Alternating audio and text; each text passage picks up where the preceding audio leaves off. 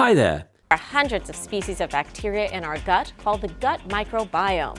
No, it's because they're invisible. Microbes are everywhere.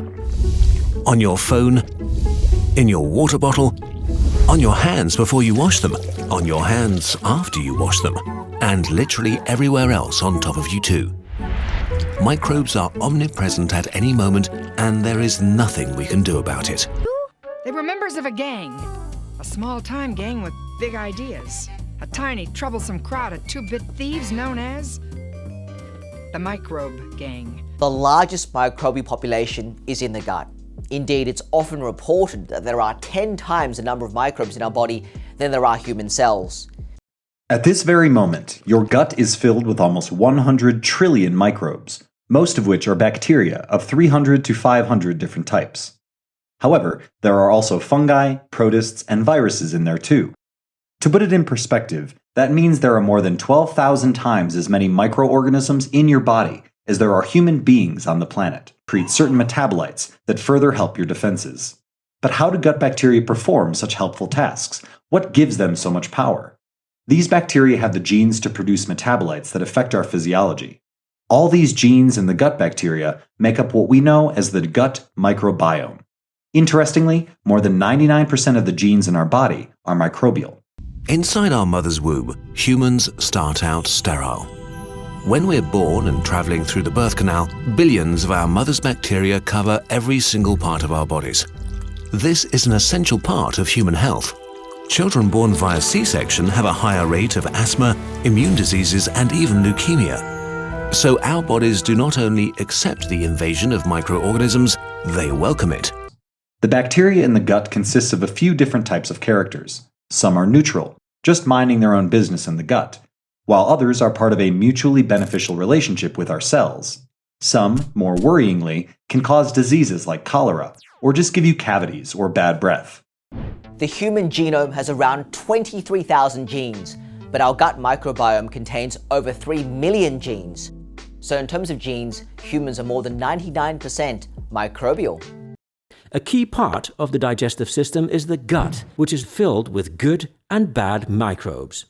Because it allows the esophagus, stomach, and intestines to work together, so we eat and digest food without discomfort. Anyway, get ready, beer belly. We're gonna show Springfield what we're made of. All right.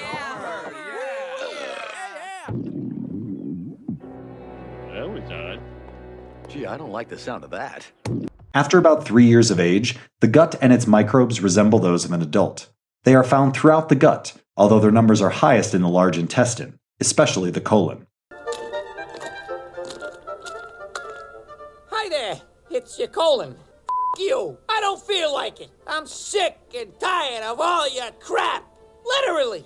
You could at least try to eat a balanced diet. Maybe some more fiber to lend a fella a hand, but no! You're too busy shoving turkey and stuffing down your pie hole to think of little old me, stewing in your mess. Ugh. As the tiny human grows up, their body changes, as does their food intake, bringing a whole new flavor to the gut microbes party. New foods introduce new microbial residents in the gut, which can then mingle with older residents. Neurons communicate with each other, relaying messages throughout your body and powering all of your thoughts and actions. Neurons talk to each other using both electrical and chemical signals. Well, these residents interact with our bodies in many ways, but most importantly, they affect our digestion. On average, 60 tons of food passes through your GI tract over the course of your life. That amounts to eating 10 elephants or a fully fueled airplane. It doesn't look that dirty. Oh well, I'll just eat it. Yum!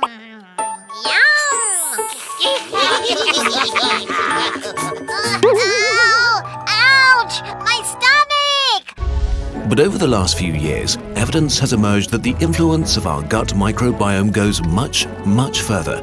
It might even talk directly to our brain. Oh, of course. What could be more important than a little something to eat? Since the brain decides when we eat, the microbiome is interested in a healthy brain. Oh, not to worry, Tommy. I always know what to do. This could mean your microbes are able to tell your brain which food it should get them. Let's see now. More bologna? Yeah. And some more meatloaf? Yeah. And a slug of double Dutch chocolate syrup. Our bodies don't have the right enzymes to break down complex sugars like starch and other polysaccharides, but gut bacteria do.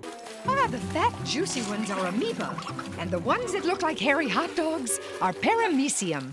Looks like the Underwater Wrestling Association to me. Actually, Ralphie, they are more members of the microbe gang. The organisms in our gut feed on different things.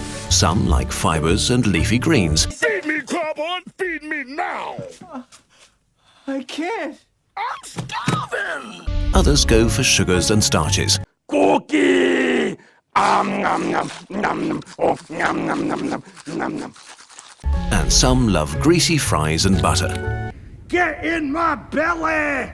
Too many bad microbes can cause health conditions like tiredness, diarrhea, headache, and immune dysfunction. Disease, genetics, or lifestyle, such as eating too much junk food, can mess with our microbial residence, causing dysbiosis.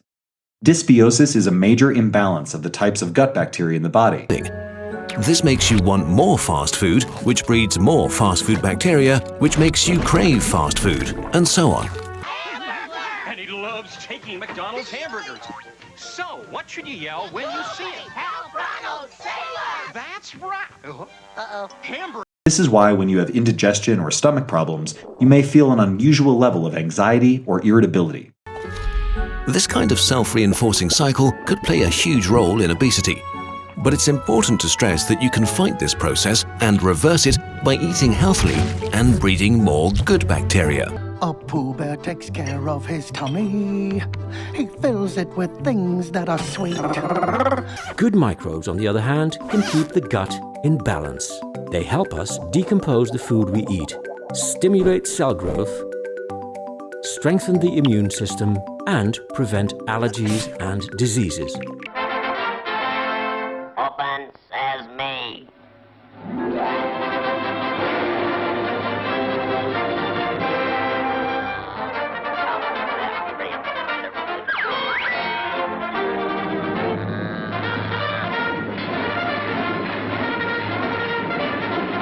Essentially, the gut microbes have our brain on speed dial, and they help coordinate our body's functions. This system is known as the gut-brain axis.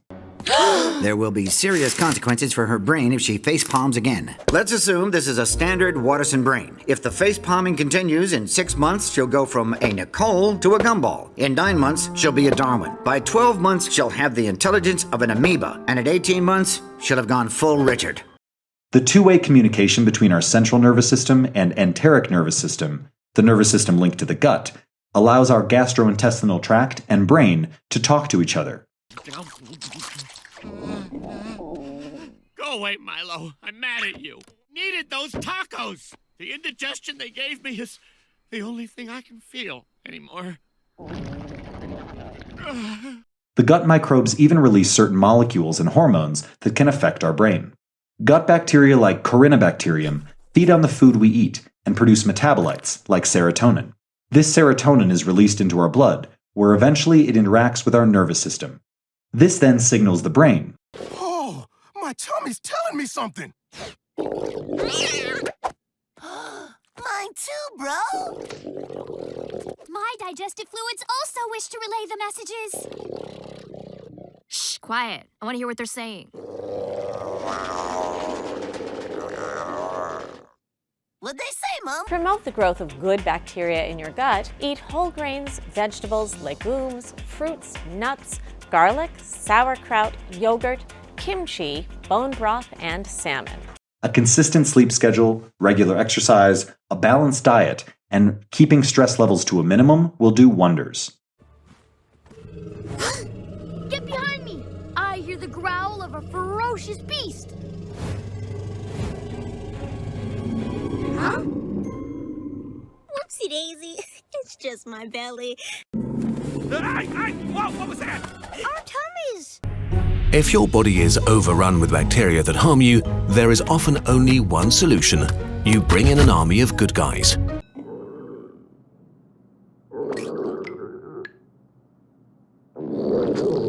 Including vegetables, legumes, fruits, and whole grain and wheat.